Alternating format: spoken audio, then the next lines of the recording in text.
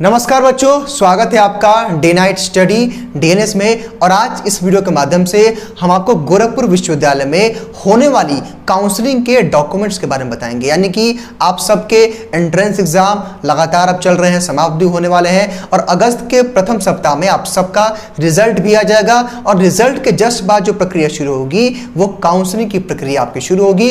और आज इस वीडियो के माध्यम से मैं आपको बताऊंगा कि वो कौन कौन से डॉक्यूमेंट्स हैं जिनको आपको प्रिपेयर कर लेना है, यानी कि काउंसलिंग डॉक्यूमेंट आपको प्रिपेयर कर लेना है। बिकॉज बच्चों, अगर डॉक्यूमेंट आपके पास नहीं रहेगा तो आपको प्रॉब्लम हो सकती है काउंसलिंग के समय। तो आज इस वीडियो को देखने के बाद आप सब लोग अपना काउंसलिंग जो है डॉक्यूमेंट प्रिपेयर कर लीजिएगा। तो आइए सबसे पहले हम बात करते हैं कि कौन कौन से डॉक्यूमेंट्स हैं जिनकी आवश्यकता आपको काउंसलिंग के समय जो है पड़ने वाली है। एक बात ध्यान रखिएगा कि आगे लगातार आपको और भी अपडेट्स की जरूरत पड़ेगी, रिजल्ट आएगा, काउंसलिंग की प्रक्रिया चलेगी। इन सभी प्रक्रियाओं में डे नाइट स्टडी आपकी हेल्प करेगा बच्चों। तो इस चैनल को सब्सक्राइब करके बेल आइकन को जरूर प्रेस कर लीजिएगा, जिससे घर बैठे आपको हर एक अपडेट सबसे पहले मिल सके। और कोई भी डाउट होगा तो कमेंट बॉक्स में आप लोग बता सकते हैं। सबसे पहले बच्चों, आपको एडमिट कार्ड की आवश्यकता पड़ेगी, आधार कार्ड की आवश्यकता पड़ेगी, 10-12 की मार्कशीट की आवश्यकता पड़ेगी। और वही अगर आप पीजी के किसी कोर्स में एडमिशन लेने जा रहे हो तो आपको पीजी के डॉक्यूमेंट्स की आवश्यकता पड़ेगी, यानी कि यूजी के और पीजी के। लेट्स सपोज भाई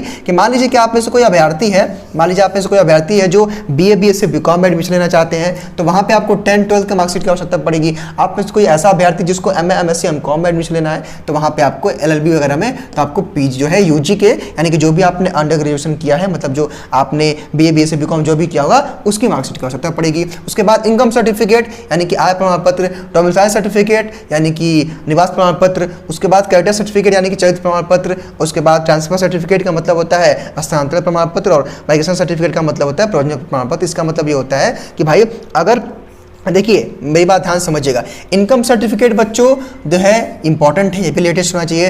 डोमिसाइल सर्टिफिकेट यानी कि आपका कहाँ के निवासी है उसका सर्टिफिकेट होना चाहिए। और कैरेक्टर सर्टिफिकेट जो होता है ना, कैरेक्टर सर्टिफिकेट यानी कि चरित्र प्रमाण पत्र, ये आपके उस महाविद्यालय, उस कॉलेज, उस यूनिवर्सिटी या उस स्कूल से मिलता है जहाँ से रिसेंटली आपने पढ़ाई की है। लेट्स सपोज मान लीजिए कि आप यूजी किसी कोर्स में एडमिशन ले रहे हो, मान लीजिए बीए बीएससी बीकॉम में, तो जहाँ से भी आपने 12th पास आउट किया ना, उसी कॉलेज से, उसी स्कूल से आपको कैरेक्टर सर्टिफिकेट मिलेगा। लेट्स सपोज कि आप किसी पीजी कोर्स से एडमिशन ले रहे हो, तो जहां से भी आपने यूजी किया है वहीं का आपको कैरेक्टर सर्टिफिकेट वहीं से मिलेगा, ठीक है। उसके बाद ट्रांसफर सर्टिफिकेट यानी कि टीसी, आप नाम सुना होगा, टीसी बहुत इंपॉर्टेंट है। विदाउट टीसी आपका एडमिशन नहीं होगा, तो इसको आप ले लीजिएगा अपने भी महाविद्यालय कॉलेज जहां से आपने रिसेंटली अभी अपनी जो है लास्ट ईयर की पढ़ाई कंप्लीट की है। उसके बाद माइग्रेशन सर्टिफिकेट भी इंपॉर्टेंट है भाई, माइग्रेशन सर्टिफिकेट बनवा लीजिएगा। उसके बाद यहाँ लिखा है मैंने वेटेज सर्टिफिकेट। और वेटेज सर्टिफिकेट का मतलब क्या होता है भाई कि मान लीजिए कि आपने फॉर्म भरते समय एनसीसी, एनएसएस, स्काउट गाइड या इस प्रकार का कोई भी आपने जो है अन्य स्पोर्ट कोटा वगैरह अगर आपने क्लेम किया है कि भाई हाँ मेरे पास ये सर्टिफिकेट है, मुझे एक्स्ट्रा मार्क्स चाहिए,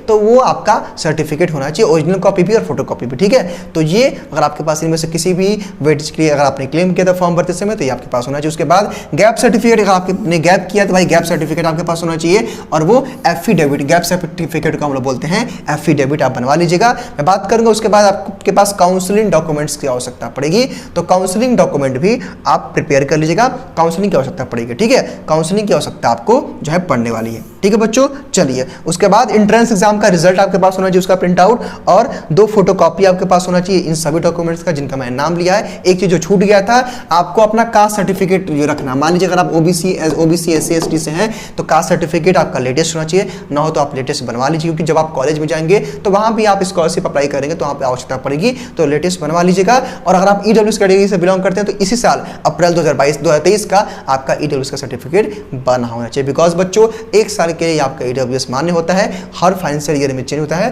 तो आप उसको बनवा लीजिएगा। और ओबीसी एससी एसटी से अगर आप बिलोंग कर रहे हैं तो आप भी इनका सर्टिफिकेट बनवा लीजिएगा। और हाँ, एप्लीकेशन फॉर्म का प्रिंट आउट वगैरह भी आप अपने साथ रख लीजिएगा, ठीक है बच्चों। तो ये था काउंसलिंग का डॉक्यूमेंट, इन सभी डॉक्यूमेंट्स को आप प्रिपेयर कर लीजिए। जैसे रिजल्ट आएगा डीडीयू अपने जो है काउंसलिंग की प्रक्रिया को शुरू करेगा। हालांकि बच्चों जैसे रिजल्ट आएगा, कैसे रिजल्ट को चेक करना है, सारी बातें आपको इस चैनल के माध्यम से बताई जाएंगी। चैनल पे आपको एक्टिव रहना है, सब्सक्राइब कर लेना है। बाकी कोई भी डाउट है कमेंट बॉक्स में बताइए, उसके अकॉर्डिंग आपको अगला वीडियो मिलेगा। फिलहाल आज की इस वीडियो में इतना ही। Thank you so much.